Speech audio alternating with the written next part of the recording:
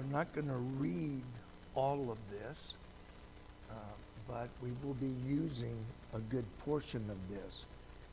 If you've ever read the four Gospels, I'm sure you noticed this parable where Jesus gave one man 5, one man 2, one man 1.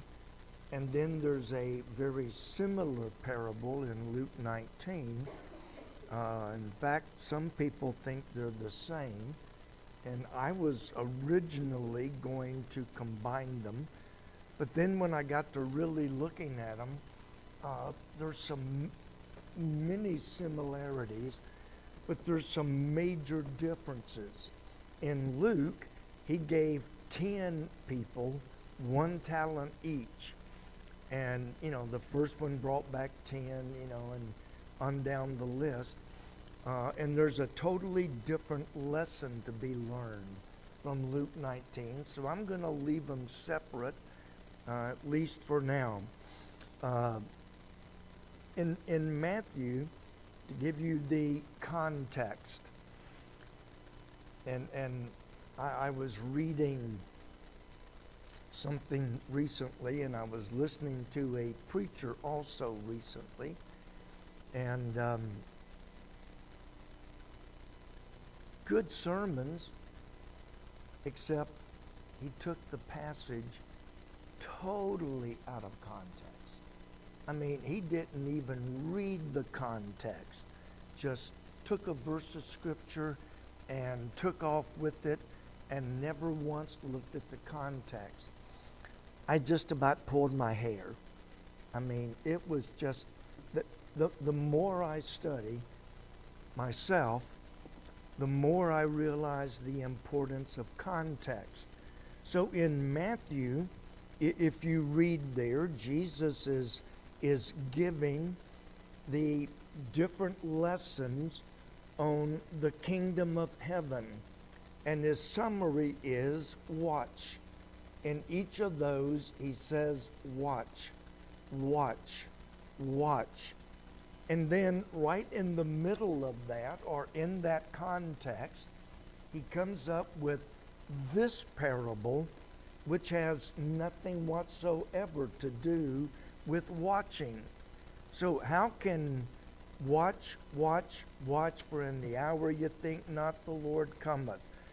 Watch, for you know not when the Lord cometh.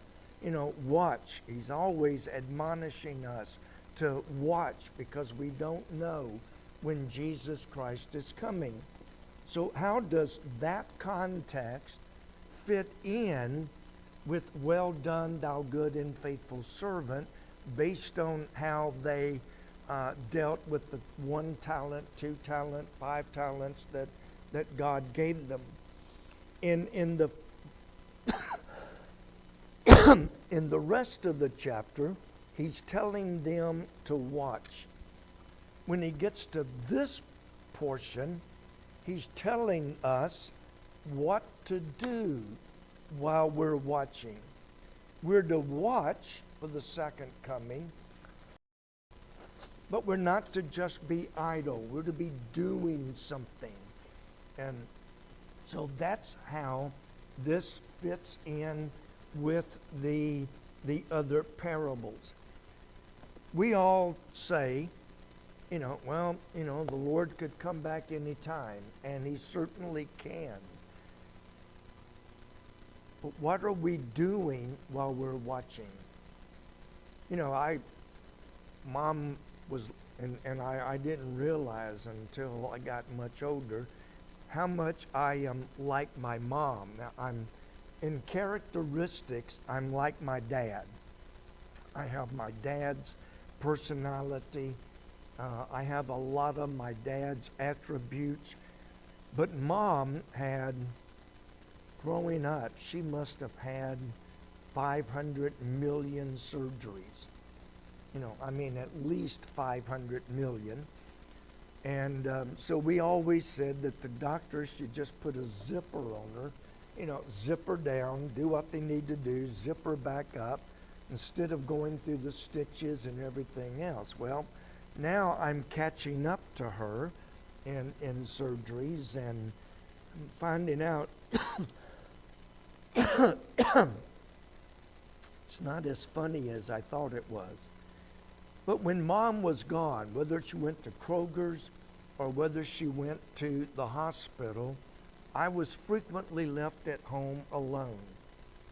Now, when I'm by myself, I could do all kinds of things.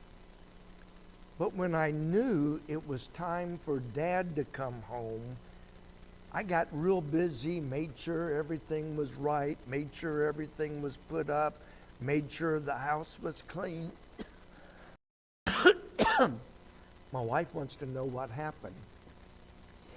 I made sure when Dad, the house has to be cleaned before Mom gets out of the hospital. I would clean the house. We had hardwood floors throughout the whole house. I would wax the floors, buff them, make sure that the floor was buffed and clean. Because when Mom came home, especially, I wanted to make sure that everything was right. Now, we say we're watching for Jesus to come back, and we do nothing.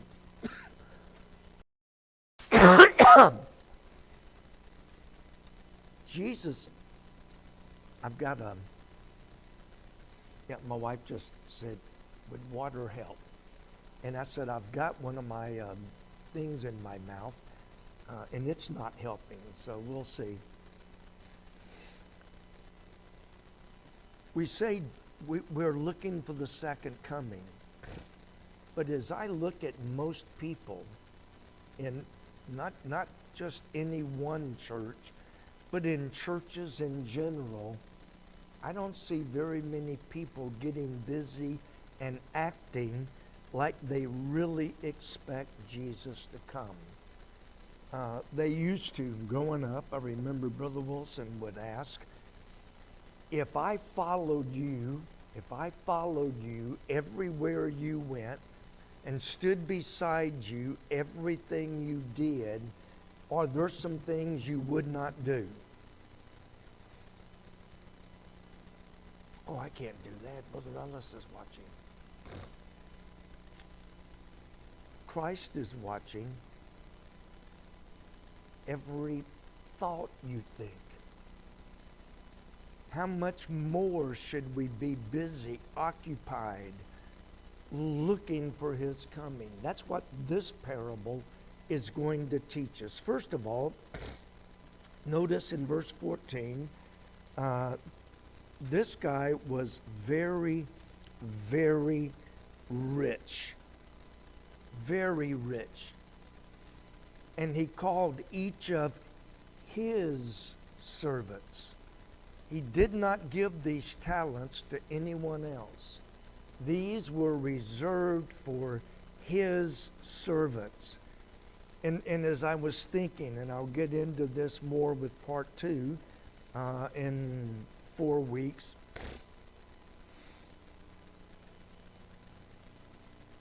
God typically, and I know there are some exceptions in the Bible, but typically God uses those who are his children. He doesn't use the devil's children very often. If God wants to do something, he does it through his body. Now, my body is falling apart. I mean, let's face it. I was hoping to pastor at least for another 17 years, and now I'm wondering if I'm going to live long enough to see 60, which was 13 years ago, But we seem to forget that Jesus could come back. What if he caught me? What if he came right in the middle of me doing something I should not be doing? Bible talks about there's be some that will be ashamed at his coming, like the guy with the 1 talent. But he only called his servants. Now, in verse 15, he gave unto one 5 talents. A talent was a sum of money, a large sum of money, very large sum of money. And so to the first servant, he gave 5 talents. That was a fortune. And it's like, I'm giving this to you to use for my honor and glory till I come back. You know, we think, oh, I've got $1 million in the bank. No, you don't. God has $1 million in the bank, and he's entrusted it to you to see what you're going to do with it. You know, and I hesitate to repeat myself, but nowhere does God say you have to get rid of every penny you own. He doesn't say that. But he does judge us by how we use what he gave us. And the New Testament is full of admonitions. To the second guy, back to verse 15, he gave 5 talents to one. To another servant, he only gave 2. And to a third servant, he only gave 1. Each person got different talents, different amounts of money. I was blown away a couple weeks ago when somebody won $1.2 billion in the lottery. And it's like, wow, what could I do with $1.2 billion? Well, let's see, Brother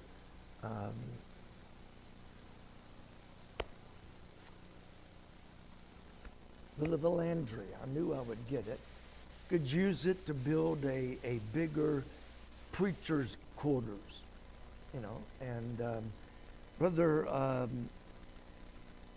Preston over in Albania, it's not Preston, Parton,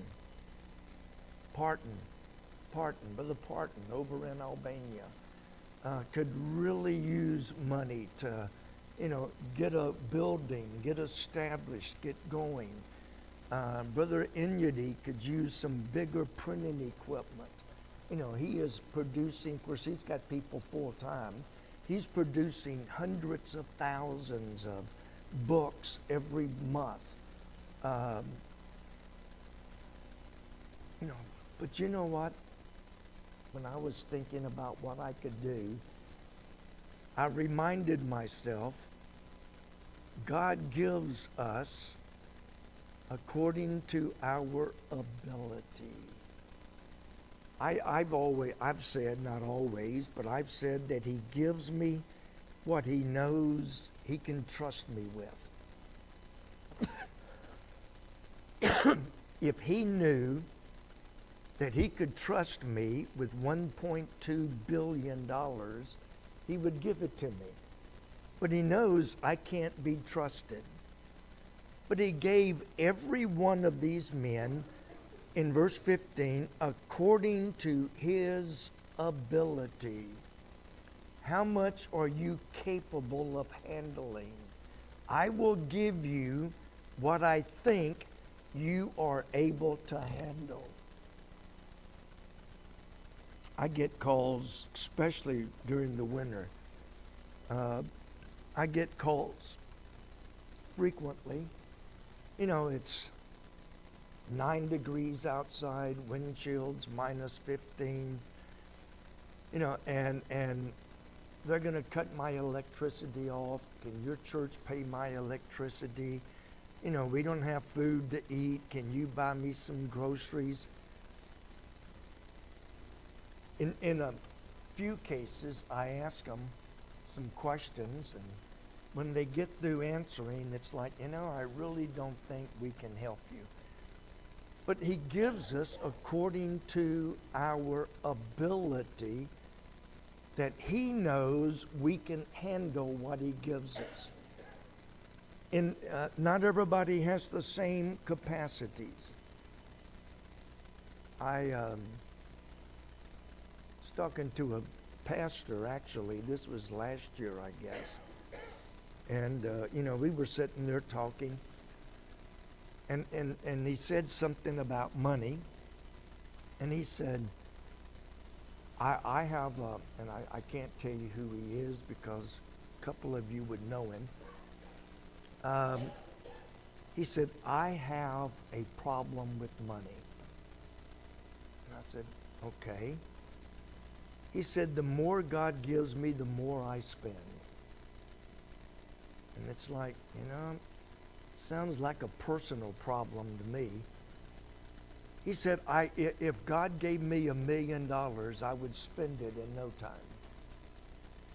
Well, maybe that's why God hasn't. And it wouldn't be on missionaries. It would be on things for him and maybe his wife would get a new washing machine or something. And, he do what? I thought I heard somebody. Okay. He gives us according to what our ability to handle is. Not everybody has the same ability. He gave them as much as he thought they could reasonably handle. Not everybody starts with the same abilities. And when we get into the application, the talent could be symbolic for anything, and we'll look at that in part 2. Notice what they did. The man with 5 talents worked real hard. He invested. He, used it wisely, investing and different things, and doubled what he had. The man with 2 worked real hard. He invested. He gained an additional 2.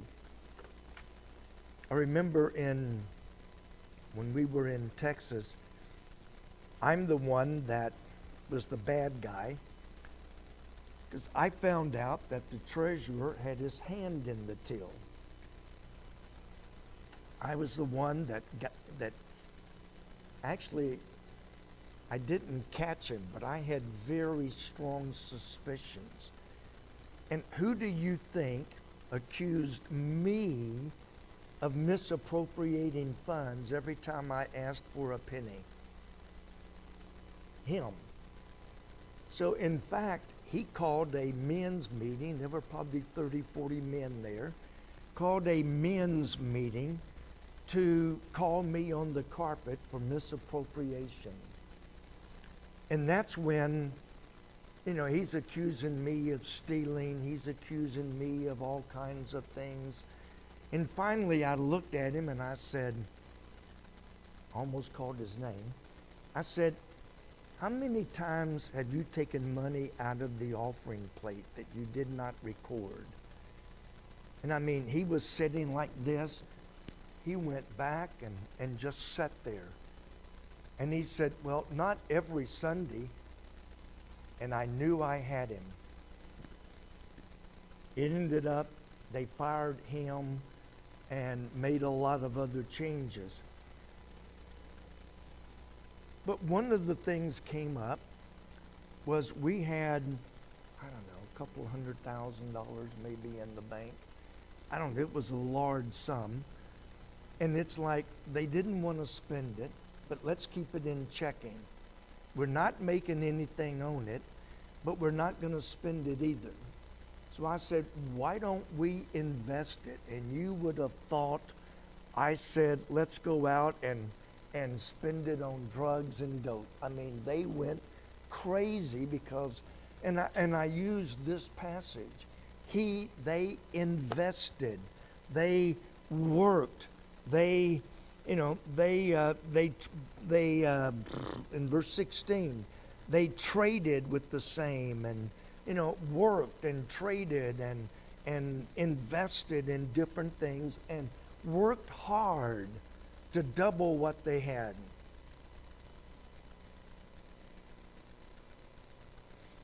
I better not. Both of them went out. Both of the first 2 doubled what they had. The third guy said, oh, if I somehow, invest it and the stock market crashes, my boss is going to be angry. My master's going to be upset. He may fire me. And so he said, I'm not willing to step out by faith and invest and trade. So I'm going to dig it in the ground, bury it in the ground, so I can't possibly lose it. And then when the master comes, I can say, see, I didn't lose a single penny. But in verse 19, they were not judged until the master returned. When will you and I be judged? In some cases, God judges us here and now. But for the most part, when will we be judged for the deeds done in our body? How many think it would be at the great white throne judgment? It was a trick question. The only people at the great white throne will be lost. Saved will be at the judgment seat of Christ. But they'll both be judgments. One will be for lost, one will be for saved. And we think, I'm doing a pretty good job. Well, the master has not returned yet. And I think we're going to all be surprised when we see how God judges us based on what we actually did rather than what we intended, rather than what we thought. We are never to stop serving God until we either die or he returns. The first man doubled what he had. The second man doubled what he had. And they both received the same promise. Well done, thou good and faithful servant. Thou hast been faithful over a few things. I will make thee ruler over many. The third man said himself, I know that you're a hard man. I know that you can be very hard sometimes. And I was not willing to work. Let that soak in a little bit. I was not willing to work to gain money for you.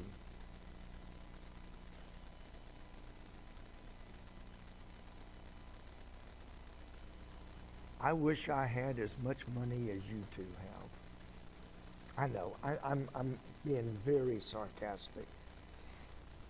Well, maybe if I worked for God a little bit more, maybe I could have more. Sitting around wishing isn't going to do very much. Sitting around hoping, I hope I win this Publishers Clearinghouse. I hope I will never win the lottery because you got to buy a ticket. Although that does bring up a good point. Years and years ago, someone bought a lottery ticket and gave it to me. It didn't win, obviously. But what would I have done had I won? I didn't buy it. I didn't spend a penny on it. They gave it to me. It was an interesting discussion for a while. But if you want more, work. Work. That's what the first two did. They worked, they traded, they invested, and the third guy did nothing. And so when he came to the master, he said, and I'm paraphrasing, I did absolutely nothing to increase your money, but I still want to be rewarded. There's a lot of people, so-called Christians, who expect to hear, well done, thou good and faithful servant, but they haven't done a single thing while they're on earth. You know, it's like money, period. Um, People, hey, I need money. I told one guy one time, I said, have you considered looking for a job? No.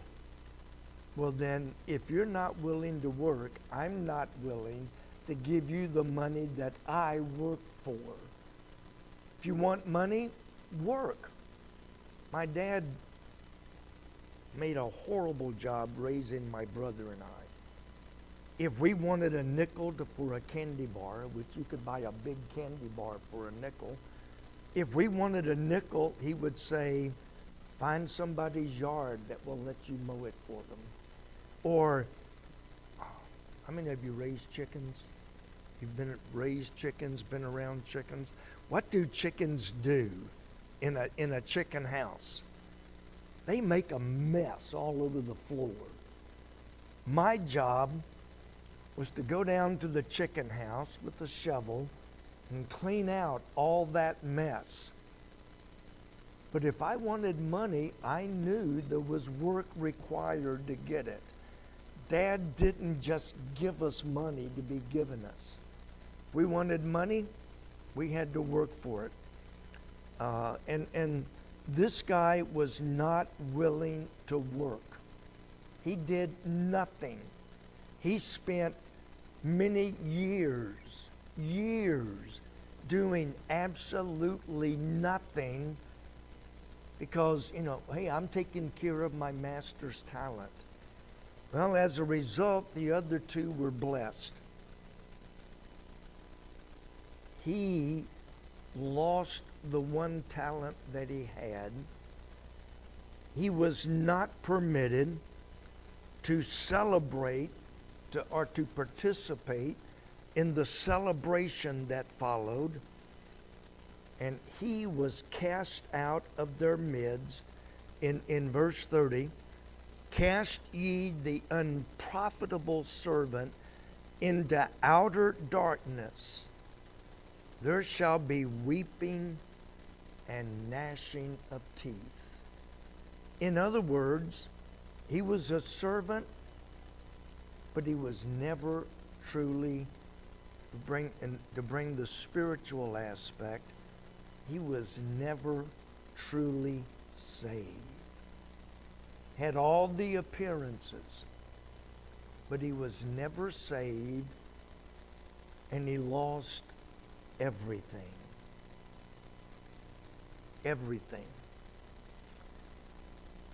I'm going to jump ahead because in 4 weeks you'll forget it anyway, so I'll repeat it, and you won't know that I repeated it.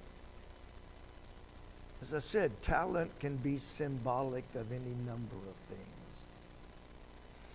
It can certainly, in the context, it applies to money.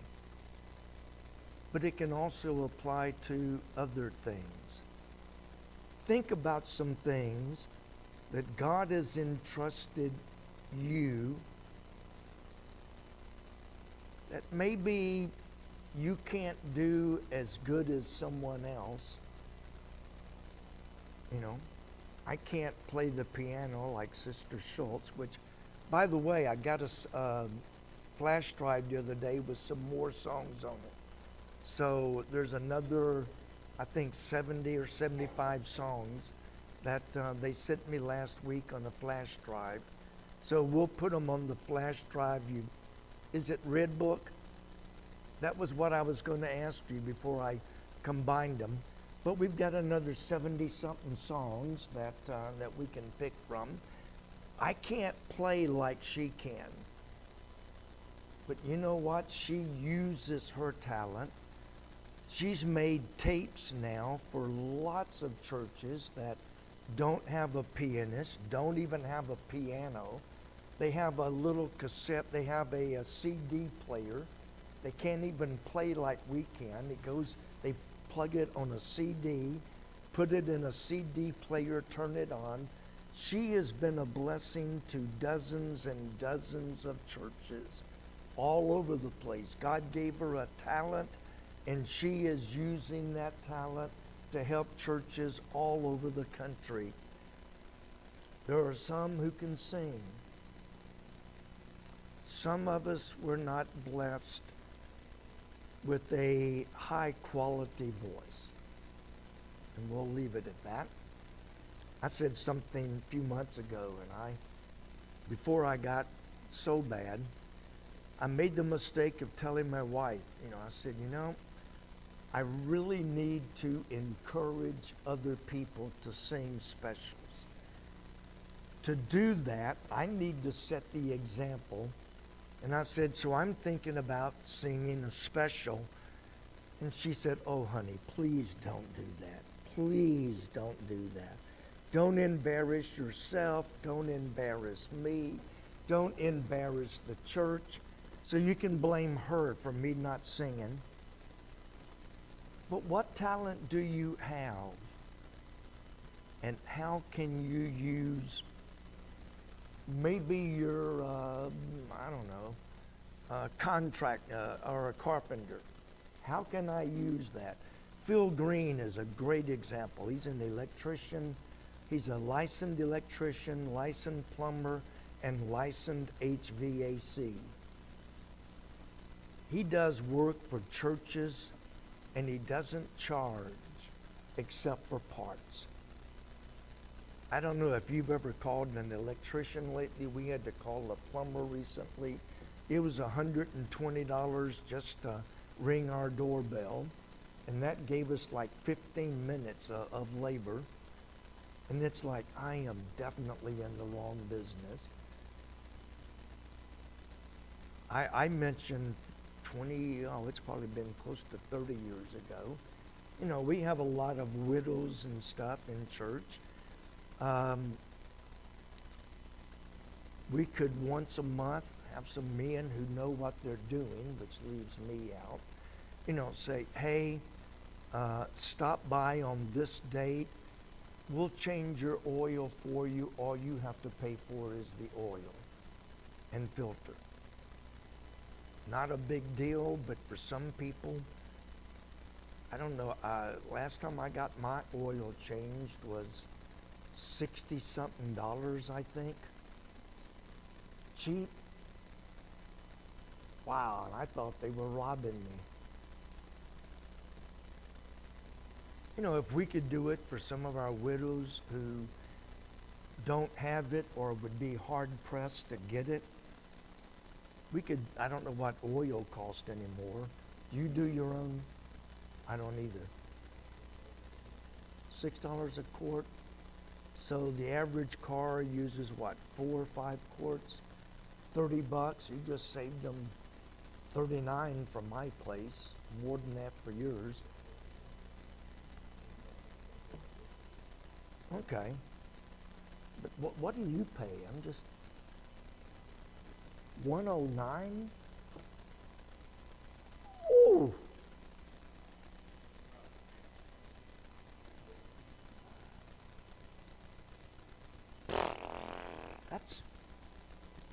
Wow. That's robbery. I thought 69 was robbery. But there's a lot of things that we could do. And I know we've got members that do. Hey, my water heater went out. We've got numerous people that will go and fix it and not charge them anything. But what can I do to help people out? What can I do to help somebody? Somebody that's sick, what can I do to help them? If it's a lady, we can cook food, because let's face it, most of us men would be hard pressed to boil water. I can do real good in a microwave. I'm pretty good with a microwave. But what talent do I have, and how can I use what talent God has given me? How can I invest in God's kingdom with the talent that He's given me? You don't have to be able to sing. But I bet every one of us have something that we can do. I've read of churches that once a month or whatever, they'll have a nurse, or usually it's a nurse, who will, like, you got high blood pressure, we'll take your blood pressure for you, make sure everything's okay. We'll, check your oxygen level. It's like, oh, that's not a big deal. It is if you have high blood pressure and keeping a monitor on it. There's 1,000 things that we can do. These two men worked with what they had, and God blessed them. All right, we'll let you out. Actually, a couple of minutes early. Don't tell anybody.